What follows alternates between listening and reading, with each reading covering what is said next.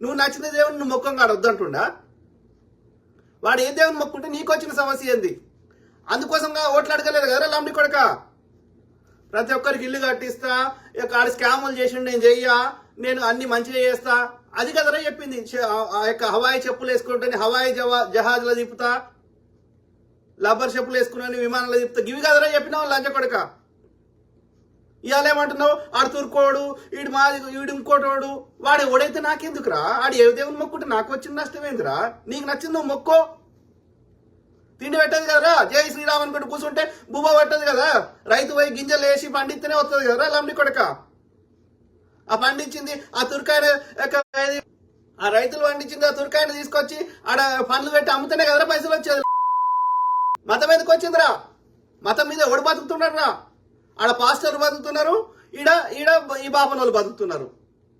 మత దేవుని పేరు చెప్పి వీడు అడుక్కుంటున్నారు, బిచ్చగాళ్ళు అడుక్కుంటారు రా. వెనకట